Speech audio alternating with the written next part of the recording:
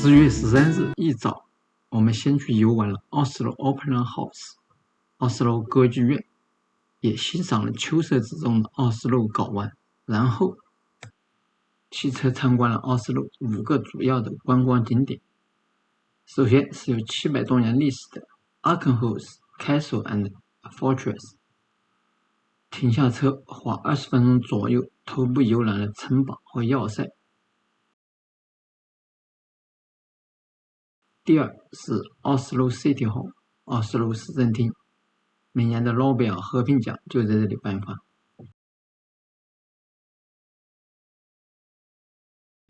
第三是 Royal Palace 挪威王宫，挪威国王一家现在就住在这里。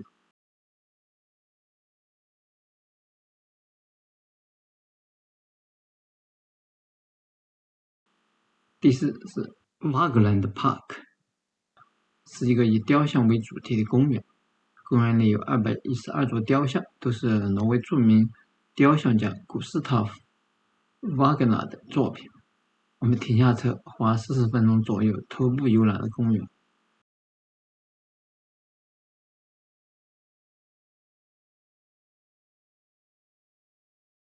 最后的一个景点是 Akerbrygge， 现在是挪威首都奥斯陆的一个高档住宅区，也是一个热门的购物、餐饮和娱乐对象。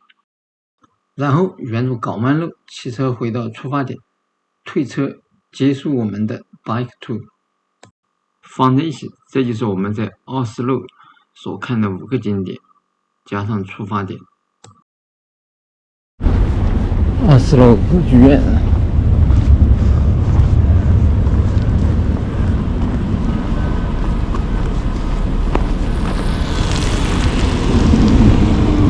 这是奥斯陆中心车站附近的秋色漫漫。我们住旅馆在这里。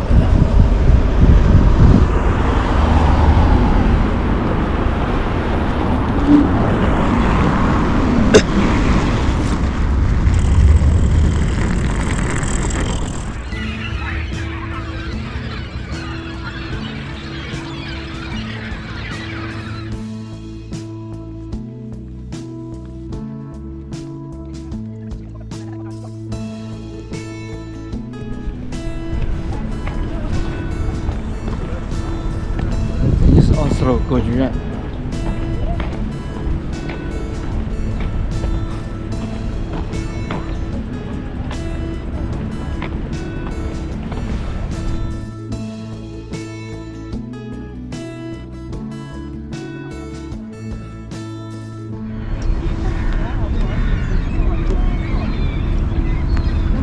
歌剧院在这个海湾还是挺漂亮的。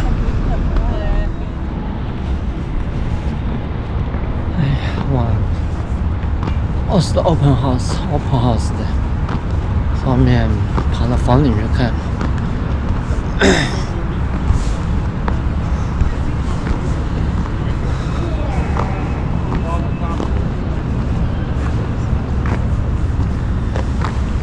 快到了。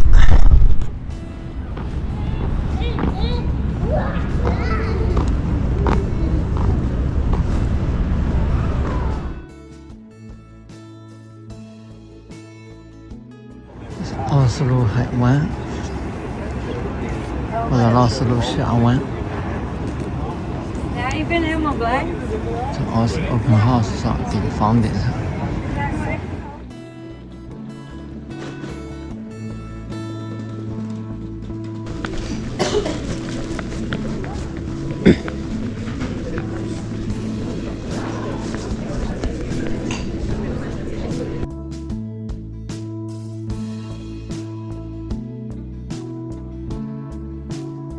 Guide today. It's going to be about a 3-hour bike tour of the some of the most significant historical sites of Oslo, visiting the City Hall and the Royal Palace and the Vigeland Sculpture Park, among others. And it takes about 3 hours. We'll be biking around. You'll be following me. I'll be showing you where we're going with some basic hand signals. Oh yeah, if anybody else are desperate for some gloves, got one more pair. Well, 2. This one's kind of scuffed.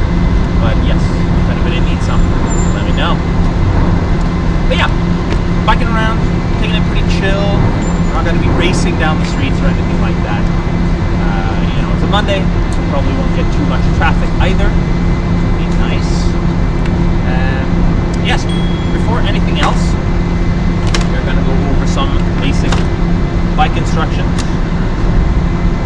So most of you have probably ridden the bike before, I would hope. You'd be surprised. Sometimes people come here and they're like, hey, can we like learn how to bike? Just like at least 30 minutes before the course starts. So as long as you zero above that level, you're welcome on them. But yeah, so we got the brakes right here, of course. Hand brakes for the back and front wheel. It's good if you use both brakes. You'll just get optimal braking power. And it's a good idea to try them out while you're on the flat here before you actually need them. Just to like feel how hard they grip, where they grip exactly, all that stuff.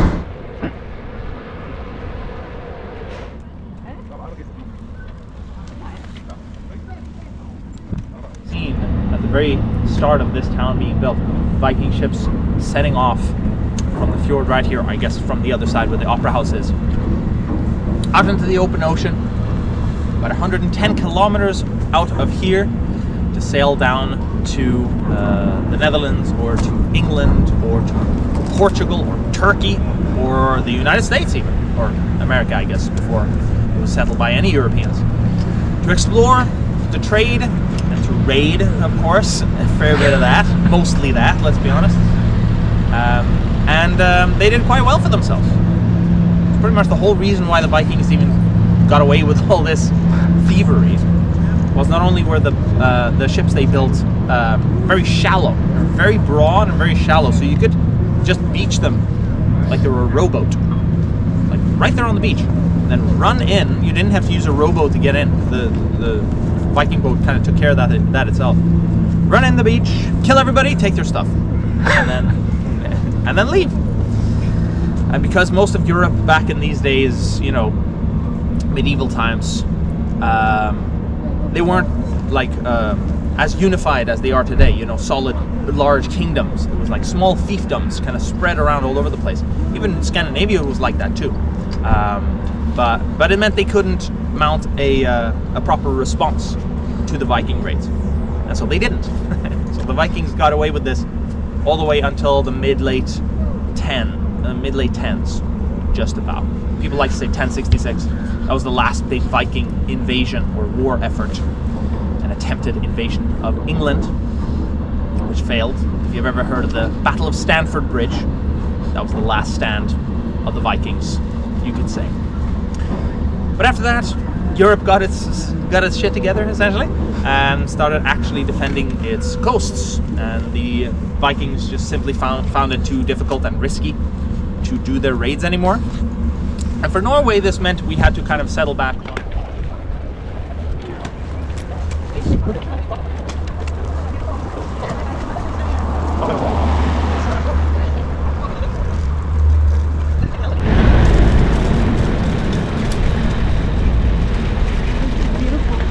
Wow, that's beautiful. For footage. Yeah, right, very nice. Very beautiful. I like it. We cannot see it in Saukai.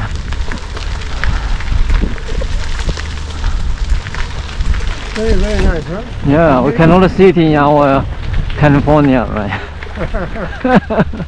Well, you can change the weather, right? Right. This here would probably be the oldest building we see on the tour today. Yeah, from the late 1200s. That was even before Oslo became the capital of Norway. Built to defend the town. It started off as just a tiny little encampment fortification where the old royal castle is now, Renaissance castle. That was built there in, what was that, like the 1400s sometime, or 1500s. And so when they built the new royal castle here, it was never actually lived in by Norwegian royals. So we were under Denmark for a while, so the few times the Danish king would deign us worthy of his visit, he would stay here.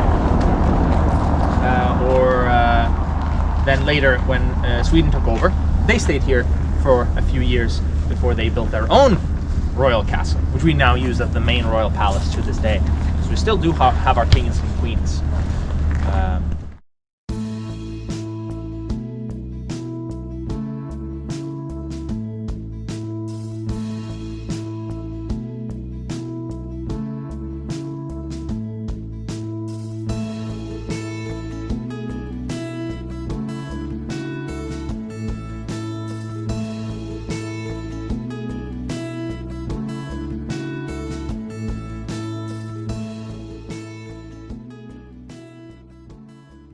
Anywhere except in there. We won't spend too much time here, maybe just like, let's say, until 10:52. That's what we're gonna do. 10:52, that's when I want you back here. And that'll give you enough time to either go to the bathrooms, that's the most popular thing to do here, or go through that little hole in the wall right over there with the lamps. You can go up the staircase there. That'll lead you up to the edge of the walls of the fortress. Get a really nice view of the city and the fjord from up there. Otherwise,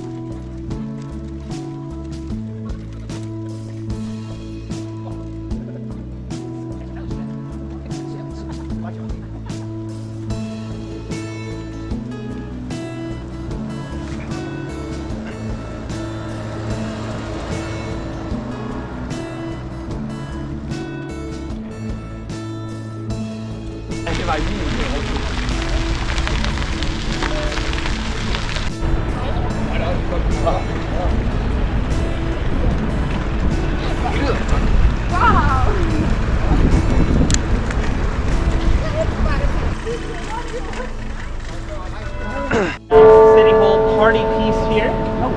Normally, it's actually open to the public. Won't send you inside today. It takes a while to get inside. They have metal detectors and all that stuff. But I do recommend checking it out later. It's open until 4 every day. But apart from the inside being beautiful, they also have a little party piece for the bells here. So every single hour, on the hour, play a little song like this. What timing? I know, right?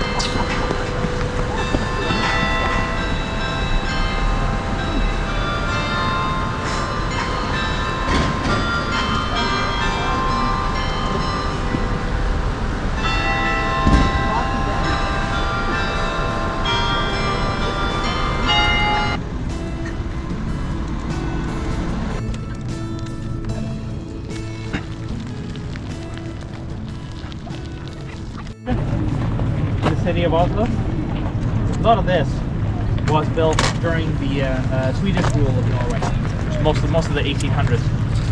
You can see our own little micro Champs-Élysées along here, for example. And then of course the palace itself, very French in the architecture style, neoclassical, very much trendy at the time when this was finished. This was done about Royal Palace of the Swedes when they ruled here for a while, and then when we got our independence in 1905, rather bloodlessly, thankfully, the Swedes just kind of let us have our freedom back. They were like, okay, we tried, you win, take your country back, goddamn it.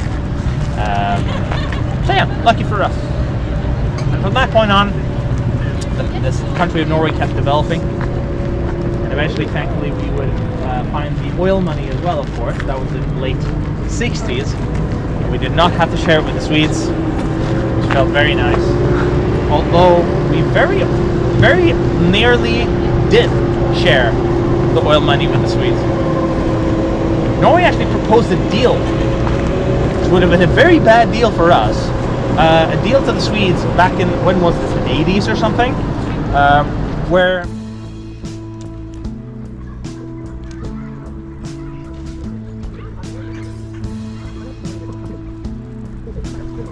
Be careful here, by the way. There's a little bump. Just go slow.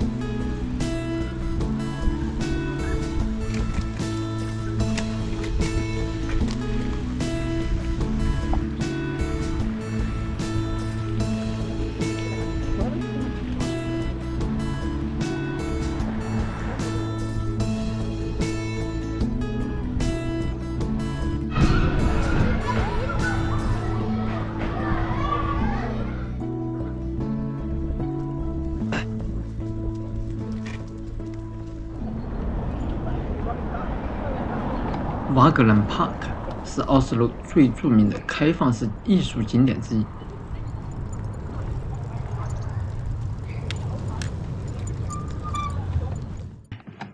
我们在瓦格兰 Park 的行程是这样：首先，在进门的地方下车停留2分钟，导游简介了这个公园，然后在公园里面骑过一座有58座雕像的桥，把车停在桥的另一头。我们下车徒步游览了公园，走去参观打卡了公园包括都市柱的核心雕像群和雕像桥，然后呢再骑上往下一个景点。An incredible place by global scale, not even just Norwegian scale. It's not just the biggest art project in Norwegian history. One of the biggest construction projects in Norwegian history. It took 26 years to build this. This whole thing. It goes over the hill. Absolutely everything. And everything was built by just one guy. Made all of this in plaster, to be fair, and then they made it in the final material later. That's him right over there. Gustav Vigeland. And he was Norwegian. He was active between maybe about 1900 all the way until his death in 1943, and did tons and tons of work, mostly in Norway. He studied and honed his craft in Europe. He went to Berlin and to Florence and to Paris. He was a big fan of Rodin, the guy who did The Thinker. And you'll see a lot of his influence here if you're familiar with Rodin. But Gustav Vigeland, when he came back here in his early 30s, he really already had this dream of making a sculpture park like this. But he knew he needed a few more years to kind of prove himself. So when he was 37, he first proposed this park. That was in 1907. He said, hey, I want to make this massive park. It'll be great, trust me. And the government was like... 瓦格兰 Park 里面共有200多座雕塑作品，全部由挪威雕塑家 Gustav Vigeland 设计和制作，材质包括花岗岩、青铜和锻铁。这座桥的两边就有58座雕像。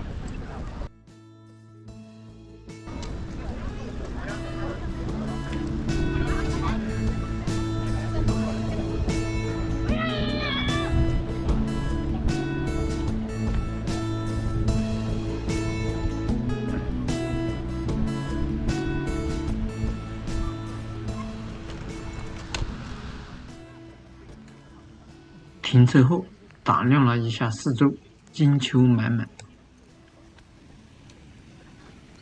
We talked for a while about that too, but I'll leave that to you.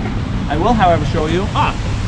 Somebody in a white jacket is holding his hand right now. Very helpful.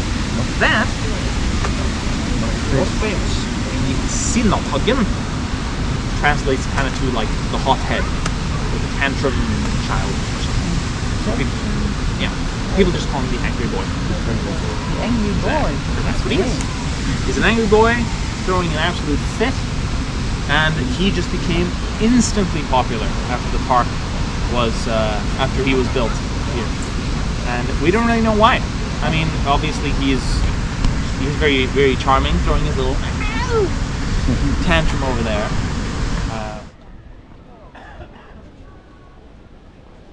我们去看了停车地上旁边的桥及桥上的58座雕像，这是雕像群中最有名的 Angry Boy， 栩栩如生地描述了一个生气而愤怒的小男孩子全身表情。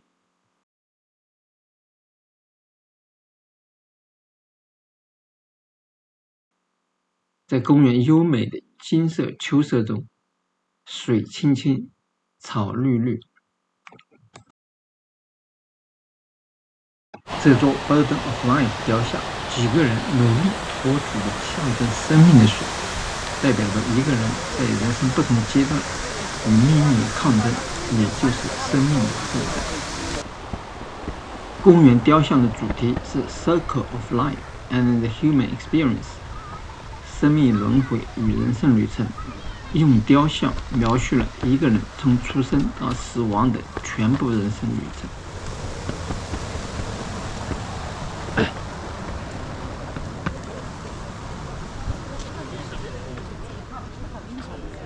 这是独石柱公园的核心雕塑，14米高，由一块花岗石雕刻而成，上面有121个相互缠绕的人体，象征生命的奋斗、联系以及人生的循环。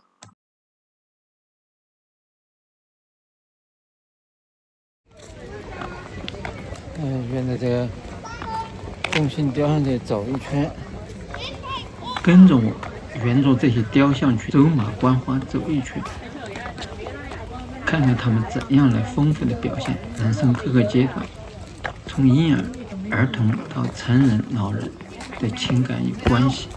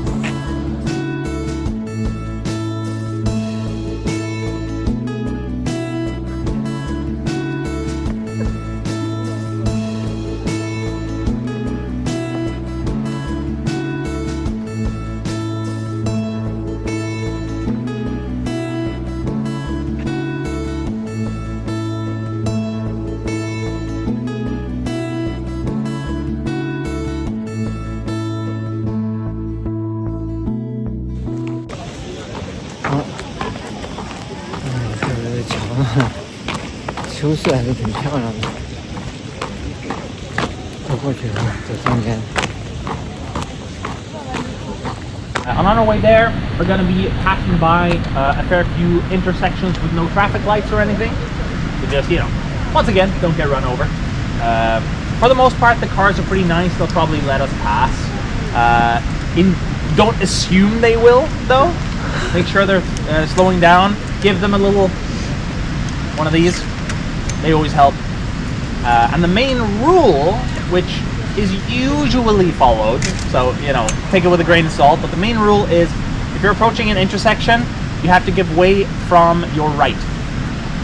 If they come from your right, you have to let them go. If they come from your left, then you can go. But again, make sure they're actually slowing before you just rush in front of somebody who's coming from your left. Yes.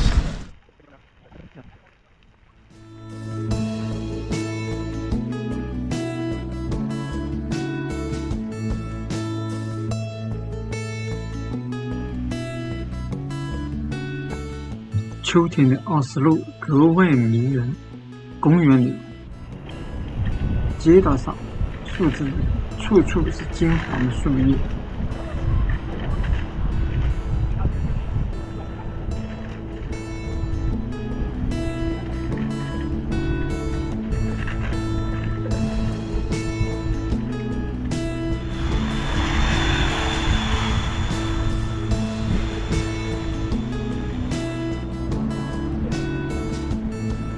Very last little stop on the tour here, just a mini stop down by Pullman,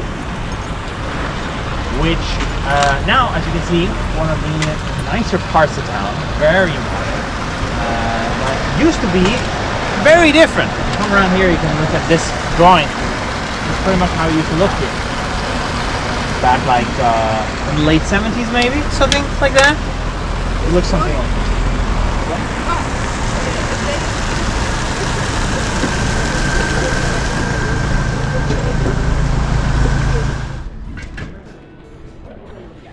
穿过奥斯陆的城中心，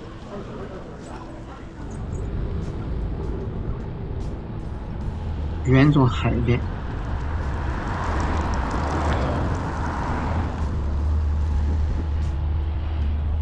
我们骑回出发点。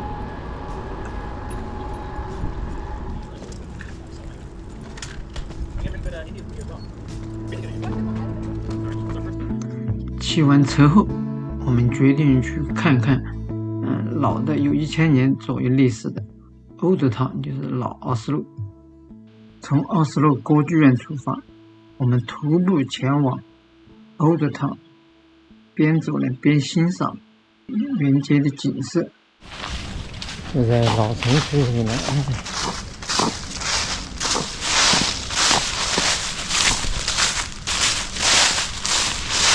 这是奥斯陆 Old Town。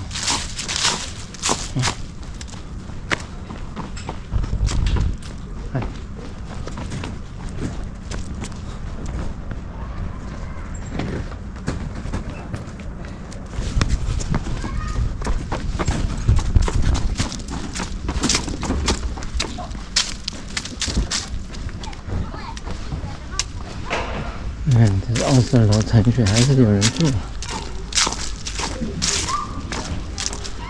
你看这个外。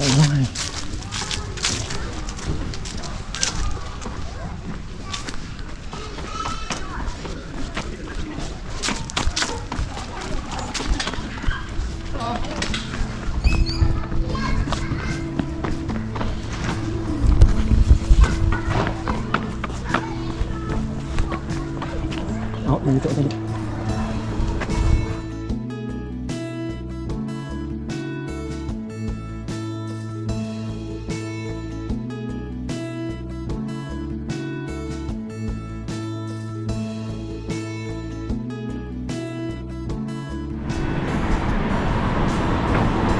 游览完Old Town之后，就顺着这个大路往回走，回去旅馆去的路上。